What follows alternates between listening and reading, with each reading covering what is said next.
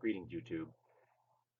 I was having a conversation with someone yesterday. Okay, it was an argument concerning reasonable gun control laws in America, which of course we don't have. We essentially have almost no gun control laws in America.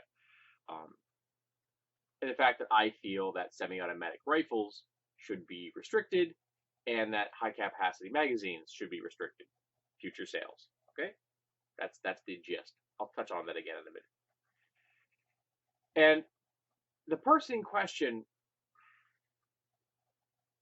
said a number of things over the course. Well, said two things. It didn't say something else. The first two things that they said, though, was that they were pro-gun, and that he questioned whether I was actually a supporter of the Second Amendment. And these two things kind of stuck in my head. I didn't know why at the time, but something about them got under my skin. Well, at work, I'm kind of running this through my head again, and then it occurred to me that I wasn't having a discussion about gun control.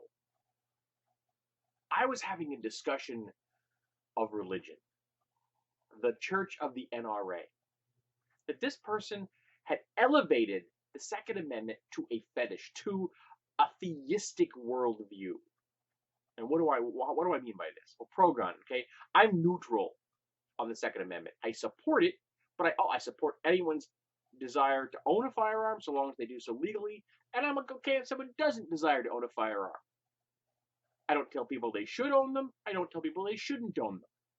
I am neutral.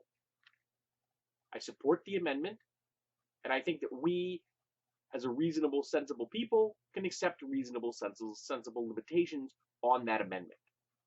But pro-gun is evangelical. It is fundamental. It is actively abdicating that other people own firearms. And the second thing he said was that he questioned whether I ever actually supported the Second Amendment. Now, what religion in the world doesn't have heretics? My statement that I believe in reasonable, sensible gun control is heretical from the perspective of someone that views the Second Amendment as a form of theism, worshiping the amendment rather than understanding it and supporting it and realizing it, that we the people created it and we the people can modify it and do so in a reasonable and sensible manner. And the last thing the person did, he kept hammering on the shit hits the fan scenarios. He brought up two concepts. One was the disasters of a natural variety, and the other was war. I'm going to throw a third into the category, terrorist acts. Now, in his position, that in the event of these things happening, that people need AR-15 semi-automatic rifles to defend themselves in the event of a hurricane or a terrorist attack or war. And they need these things against their fellow citizens, because no one's ever going to invade the U.S. ever. So I guess in the case of the war category, it would have to be a civil war, which means killing your fellow Americans. Now, I've heard this before amongst the pro-gun set, and it's always couched in the terms that white suburbians and white people living in the rural area of America, out in the hinterlands, they need semi-automatic weapons to protect themselves from the hordes of city dwellers or urbanites or just people who are urban. Now, I don't know if you're aware of that, but that is coded language. And that coded language represents black people. So the framework here is that white people need semi-automatic rifles to defend themselves against black people charging out of the cities in the event of a disaster or a terrorist attack. And there will just be hordes of looters and rapists and murderers. Now, you think, oh, you're being facetious. No, I'm not. During Katrina, black people and other minorities were trying to walk out of the city because the city government utterly failed to get them out into the buses, which were left in lots to be flooded and destroyed. And they tried to walk out of the city across a bridge. And they were stopped by white law enforcement, preventing them from leaving a dead, flooded city because the white communities outside of New Orleans were terrified of these hordes of rapists and looters and murderers.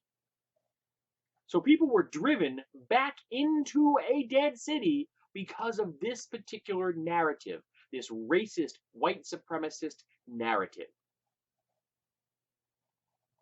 It's a real thing. And it's been used by the NRA and the GOP for decades to push lax gun control laws and to make sure that the NRA has control of the GOP. But here's a little fact for you. This is free of charge from me. They've studied this. There was a book that was just released called Tribes, I believe. I listened to the author the other day. Do you know what happens when disasters hit? Katrina, 9/11, pick a war. Do you know what happens to non-combatant civilians? They don't turn on each other. Suicide rates go down. Psychiatric admissions into hospitals go down. Murder rates go down. They saw this in World War II. They saw it in 9/11. They see it in natural disasters. People come together and help each other. Why? Because we are a communal ape. It's how we got here. So the idea that there will be hordes of black people charging across the countryside to loot and rape and murder is white supremacist, racist propaganda used by the NRA and pro-gun politicians. It's bullshit. And it prevents reasonable, sensible gun control. Now, what do I mean by reasonable, sensible gun control? Let's take a look at the First Amendment, my favorite amendment, and specifically freedom of speech. Now, in the United States, we have freedom of speech, but guess what? It isn't unlimited. There are limitations on our freedom of speech. Libel and libel laws, for example, are slander laws. They're there to protect your person from having their reputation destroyed through malicious lies. Libel and slander, we accept those kind of concepts because they are reasonable and sensible limitations on free speech. We have the limitation that you can't stand up in a theater and yell fire, nor can you incite a riot. Why? Again, using your words to cause harm to other people is illegal. It is a reasonable and sensible limitation on the First Amendment. The First Amendment is our most important amendment, bar none. There's a reason they made it number one. And yet we, as a society, have accepted reasonable and sensible limitations upon it. And I'm only asking we do the same thing with the Second Amendment. Reasonable and sensible. No semi-automatic rifles sold. No large capacity magazines, only small capacity magazines. That's all I'm asking. Of course, background checks being done universally and closing all the loopholes. No backdoor sales at gun shows. No flea markets, no yard sales, no estate sales. All places I've seen firearms sold under the table without any involvement with registration. And yes, that is an anti-libertarian stance. That is an anti-free market stance, that every gun sale would have to be registered. Too bad. That's just the way it is. That is a reasonable and sensible limitation on owning something that can take a human life. And the person also brought up cars. Oh, look at the big black scary car. It could knock someone down. It could run them over. Well, guess what? We already register cars. They're already registered. Every frigging one of them. You want a car in the road? It's registered. In many places, they require you to carry insurance. That might not be a bad idea for gun control. What if you want to carry a firearm in public? You have to have a firearm insurance policy. How about that for a reasonable and sensible gun control law? So take your church of the NRA and go to hell.